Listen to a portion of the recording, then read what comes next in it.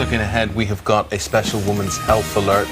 We have got soap gossip, and you know, we've got an amazing showbiz lineup. Who have we got coming? We've got Darren Day, we've got Dean Sullivan and Lionel Blair all together on this sofa. Yeah. And we've got Lynda Bellingham as no well. room for us all, really. Tap dancing. Well, we can combine two of those stories with you, the showbiz and the health alert, because you can. Everybody is so concerned about you after what they read about your cancer, and you're determined to fight that, but you want to keep it to yourself in a way. Well, that sounds daft as I'm sitting here on the sofa, doesn't it? And can I just take the opportunity to say thank you to everybody? That I've had fantastic cards and messages and everything. My point really, I think, is that I wouldn't have come out about it had it not been for the fact that I was going to do this play, A Passionate Woman. And obviously I had to withdraw, and my lovely producers, David Pugh and David Rogers, and the lovely Kay Mellor, who wrote A Passionate Woman, very kindly said, look, we'll wait, we'll do it next year, which was such a fantastic gesture and gave me such confidence.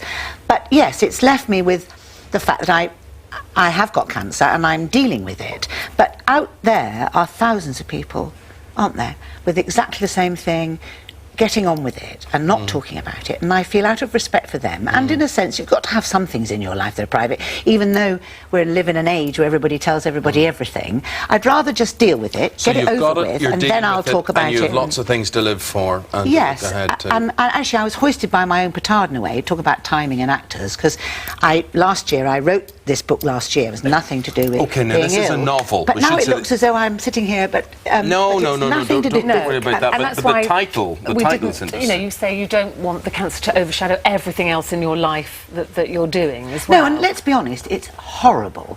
There's no getting away from that, and it doesn't deserve the blimmin' space. Let's not give it advertising. But we must talk about your hair, because again, people might be thinking, is this because you're having therapy? I was very lucky that I'm on a drug that I don't lose my hair, and I've been working very hard to go grey for the play. I want to be grey for the play, so I've got a fantastic hairdresser called Andrea who's been tinting it down. She just keeps... I am actually now grey. I love it. And I think it's fabulous. Yes, I quite do. You like it? It's first outing. So, wait a minute. So you're not... So grey's not natural for you. It's not... You have no. See, I wanted to look like you, Raymond. Well, I know this is dyed. This is not mine. Very carefully. I'm as black as your boot. The trouble is, most of us forget what colour our hair is. Actually, we do. It so obviously, often. We do. But I'm yeah, and I just thought, no, in a funny way, one of the things I think that happens to you about illness is you lose control of yourself. That's the hardest thing. It's something, but I know what I'm going to do, and I'm going to do this, I'm going to do that. So, in a way, to go and to suddenly think, oh, well, I'll start with the hair, and I'll get on with everything else, and I'll be a new woman by Christmas. Well, I think it suits you. I think it looks fabulous. And hopefully then you'll be doing A Passionate Woman next year. Which is very exciting. So you're going to keep the hair for that? Going to keep it, yes, going to keep it. Well, that's you telling us about tomorrow. There's Lynda telling you how she is, and thank you for doing that, because everybody always is very concerned about you. So let's talk about the book. This is called Tell Me Tomorrow. Now, I know you've written before, because we've talked to you here about your autobiography. This is a novel, your first novel, but there is a theme kind of linked to your autobiography. There is, in a way. I mean, because I was adopted and I was illegitimate, although nowadays illegitimacy doesn't exist, does it really? But it was a big thing, in a way, to me, to be illegitimate and adopted, and how you dealt with it. So it's been in my head. So this is 4 generations of women who all give birth to illegitimate daughters. So it starts in 1910, and obviously the illegitimacy is less important by the time I get to 1996. But I was very lucky to be commissioned by Simon & Schuster, and I've got 2 books to write, and I'm fully aware that there are proper writers out there. Hello. But I think the actress in me loves to tell stories. I like to engage people. So I hope that I'm telling a jolly good tale with a little bit of talent towards the literary side sure of there's it. a lot of talent. I mean, people write in different ways, but do you bring it to life as an actress? I mean, is it almost like a play to you?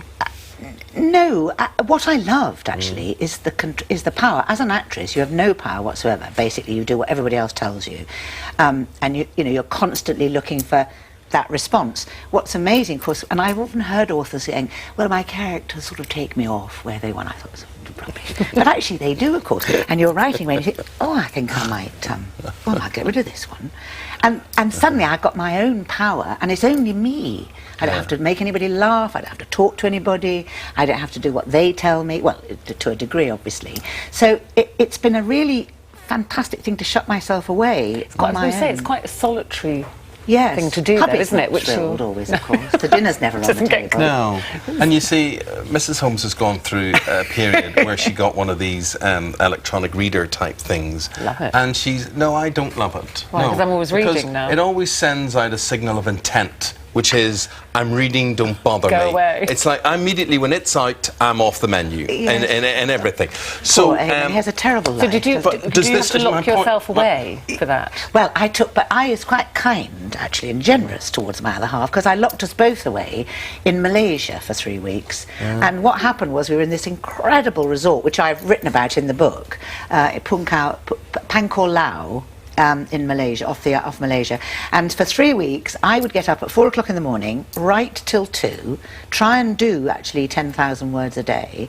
Hubby would go off to the spa where he would have this all-over treatment. And do you think he enjoyed that? Do you think that's what he wanted to do? Well, he'd come back wrapped in a toga, with a lot of flowers in his hair, smelling like a fruit salad, with a sort of very far away look in his eyes. He was perfectly happy. So, at the end of all this, does this make me laugh, cry? Is Both, this a detective? everything. Right, okay. And if I may just flog it a bit myself, what I've tried to do is write, there's some men in it who are less than pleasant, and I really wanted to be able to write from from male, real life. a male perspective. No, and try and actually engage.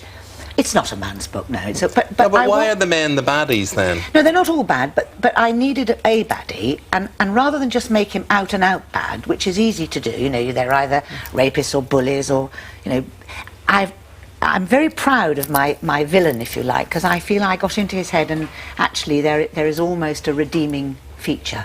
Just. We'll have to read it to find out. And also, there's book 2. Yes. And there's book 2, been started. Yes, which I've started, called The Royal Box, which, well, write about what you know, I think, is probably the best note I've had. Rather, I'd love to be a crime, but that's to come. I'm glad you didn't, otherwise it'll be about oxo cubes, So wouldn't it? Is this a whole gravy? Is this a whole new career, do you think? Yeah. Do you see yourself going down the writing road maybe more? Well, I will. Look, he's so just awful. Ignore him. You're never coming to my house, and you're never going to have any gravy, all right? Indeed. Lovely seeing you again. That's Lynda's book, Tell Me Tomorrow. It's so lovely to see you. We look forward to talking to you next year about your play and all that. Yes, right? it has fabulous. I love it. Bye. Thank you very much indeed. Hey, and it doesn't end.